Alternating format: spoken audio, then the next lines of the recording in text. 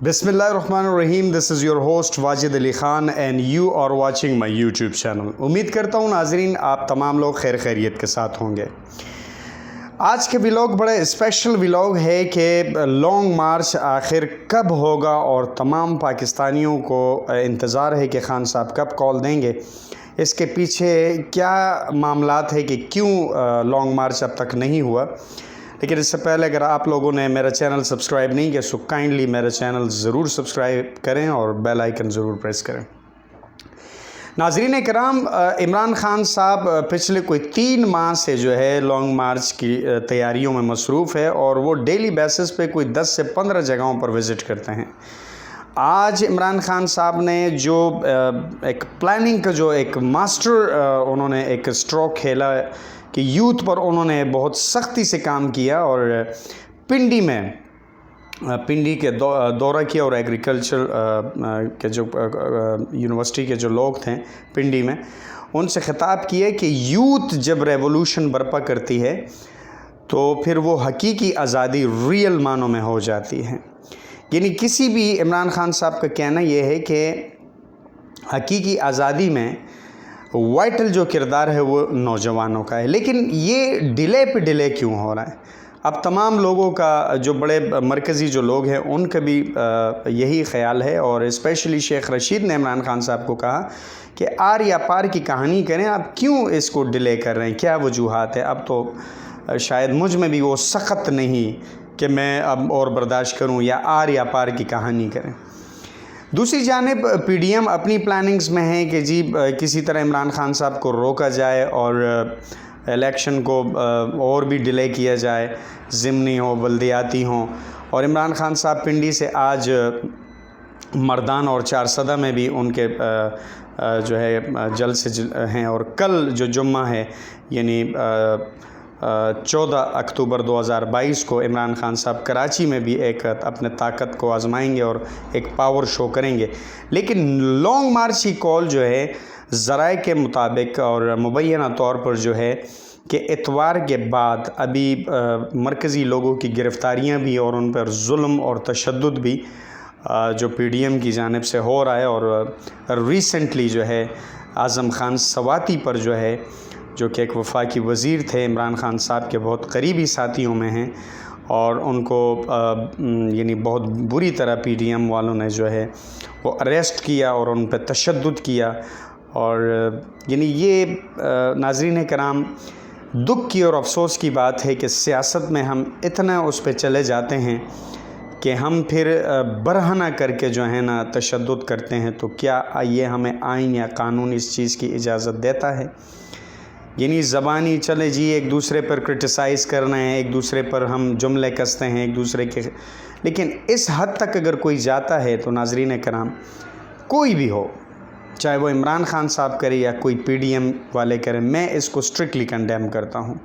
वजह यह है कि सियासत इतनी हमने गिरा दी है और पाकिस्तान का जो ग्राफ है पूरी दुनिया में जो है वो नीचे आ गया है कि पाकिस्तान में इस लेवल तक भी हम गिर सकते हैं कि यानी गवर्नमेंट में आकर फिर हम अपोजिशन को जो है इस तरह उनके लोगों को अरेस्ट करके बरहना करके उन पर तशद्दुद करते। तो मैं इस बात की स्ट्रिक्टली कंडेम करता हूँ। आपकी भी राय जानना चाहूँगा कि क्या हम इस लेवल में चले जाएं कि हम लोगों को फिर पकड़ दकड़ करके जो है ना उनको बरहना करके जो है ना उन पर 3rd डिग्री का इस्तेमाल करें। तो ये तो फिर मैं समझता हूँ कि तमाम लोगों ने जो है ना ये ज़बान दराजियाँ की हैं। इस पाकिस्तान को जो कलमे की बुनियाद पर कायम और दायम हुआ, इसको इस तरह नहीं लेकर चलना है। इस पर बड़े मामलात हैं और हमारे मुअज़्ज़ज़ अदलिया है, इसमें हमारे पाकिस्तान आर्मी के मतलब जवान हैं, सुप्रीम लोग हैं जो इस पाकिस्तान की तरक्की और यानी खुशहाली में अपना खून और कफन 24 घंटे सर पे बंधा होता है। अच्छे बुरे मैं ये नहीं कहूँगा, एक माँ बाप के अगर 5 औलाद हैं, 5 बेटे हैं या बेटियां हैं तो वो सब एक जैसे तो नहीं होते। तो इसका हरगिज़ मतलब ये नहीं कि जी वो तमाम लोग ऐसे हो गए या वो वैसे हो गए। अकाउंटेबिलिटी का अमल जो है मैं समझता हूँ नाज़रीन कराम कि वो तमाम लोगों को यानी जब तक किसी भी मुआशरे में इंसाफ का बोलबाला नहीं होगा, میں ایک چھوٹی سی اس ولاگ میں یہ کوٹ کرنا چاہتا ہوں کہ حضرت عمر رضی اللہ تعالیٰ عنہ کے دور میں ان کے بیٹے سے ایک مبینہ طور پر کچھ مسٹیک ہو گئی، کوئی غلطی ہو گئی، اور اس وقت جب کہ وہ 23 لاکھ مربع میل پر جو ایک گورنر تھے، تو نبی کریم صلی اللہ علیہ وسلم کے وہ سپاہی تھے کہ ان کے شانہ بشانہ ان کے نقش قدم پر چلتے تھے۔ تو حضرت عمر کی عدالت میں یہ فیصلہ ہے، وہ عورت پیش ہوئی کہ آپ کے بیٹے گورنر صاحب، اس نے میری بیٹی کے ساتھ انجسٹس کی ہے۔ تو حضرت عمر نے فوری طور پر کہا کہ میرے بیٹے کو مطلب پیش کیا جائے، اور جب وہ پیش ہوئے تو جب انہوں نے یعنی بیٹے کو بیٹا نہیں سمجھا، بلکہ ان کو یہ کہا کہ جی آپ نے یہ جو خاتون فرما رہی ہیں یہ غلطی آپ نے کی ہے، تو بیٹے کو پتہ تھا، ناظرین کرام، اس بیٹے کو پتہ تھا کہ میرے والد صاحب کے سامنے، حضرت عمر کے سامنے اگر میں جھوٹ بولوں گا تب بھی میری بہت خطرناک سزا ہے، مجھے پنشمنٹ دی جائے گی، اس سے اچھا ہے کہ میں سچ بول دوں۔ ناظرین کرام، اس بیٹے نے کہا کہ جی مجھ سے یہ مبینہ طور پر مطلب مسٹیک ہو گئی اور یہ غلطی مجھ سے ہوئی ہے۔ تو گورنر حضرت عمر اکاؤنٹیبلٹی کا عمل یہ تھا کہ اپنے بیٹے کے لیے جلاد کو بلاتے ہیں اور کہتے ہیں کہ اس مجرم کو 70 کوڑے مار دیے جائے، 100 کوڑے مارے جائیں۔ یعنی انہوں نے یہ نہیں سوچا کہ یہ میرے لخت جگر ہیں کہ میں کوئی ڈیل کر لوں یا عورت کو اشرفیاں دے دوں یا دولت دے دوں۔ گورنر تھے، کچھ بھی کہہ کہ لوٹا دیتے کہ یہ بس پیسے پکڑ لیں اور بس رفع دفع کر لیں، میرے بیٹے کا مسئلہ ہے۔ ناظرین کرام، بحیثیت ایک مسلمان، بحیثیت نبی کریم صلی اللہ علیہ وسلم کے سپاہی، حضرت عمر نے حکم دیا جلاد کو کہ 100 کوڑے میرے اس مجرم کو مارو گے، اور مجرم ان کے بیٹے، اور جلاد کو کہا اگر کوڑا آپ نے یہ سوچ کے سلو مارا یا کم رفتار میں مارا کہ یہ حضرت عمر کے بیٹے ہیں، تو روز قیامت کے روز میں آپ کو اللہ سے نہیں بچاؤں گا، آپ کی سفارش نہیں کروں گا۔ کوڑا اس رفتار سے مارا جائے جو کہ ایک مجرم کو مارتے ہو تم۔ ناظرین کرام، 70 کوڑوں میں اس کے بیٹے کی ہلاکت، وہ شہید ہو گئے تھے، اور وہ دوران کوڑے جب ان کو مارے جا رہے تھے تو وہ پانی پکار رہا تھا کہ مجھے پانی پلایا جائے۔ تو جلاد نے جب کوڑا روکا اور حضرت عمر سے کہا کہ میں اس کو پانی پلاؤں، تو اس نے کہا نہیں، پہلے سزا پوری اس کے بعد پانی۔